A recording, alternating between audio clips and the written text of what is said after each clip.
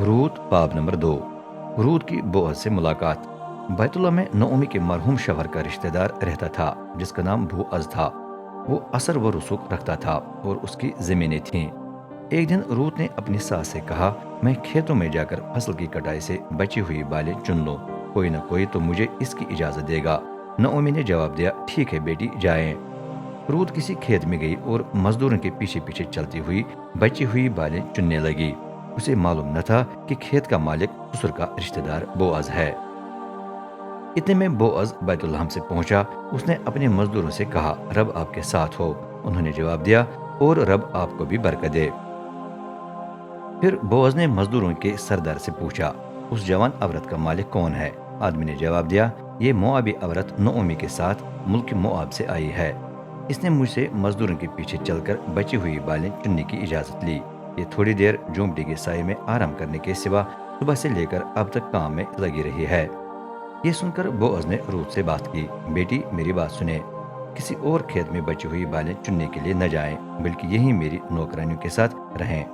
खेत के उस हिस्से पर ध्यान दें जहां फसल की कटाई हो रही है और नौकरानियों के पीछे पीछे चलते रहें।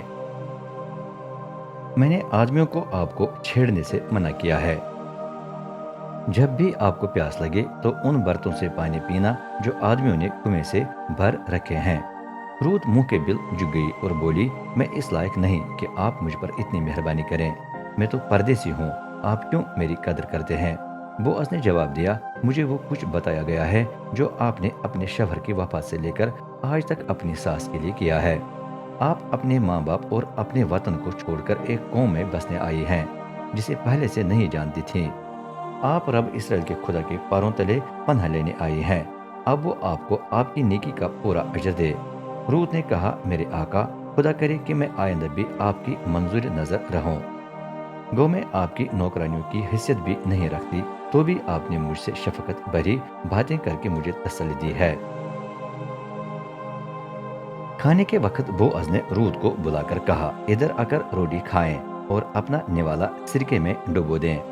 रूत उसके मजदूरों के साथ बैठ गई और बोअज ने उसे जौ के भुने हुए दाने दिए हैं। रूत ने जी भर कर खाना खाया, फिर भी कुछ बच गया। जब वो काम जारी रखने के लिए उठी तो बोअज ने हुक्म दिया, उसे पोलों के दरमियान भी बालें जमा करने दो, और अगर वो ऐसा करे तो उसकी बेइज्जती मत करना। न सिर्फ ये बल्कि काम करते वक्त इधर उधर पोलों की कुछ बालें जमीन पर गिरने दो।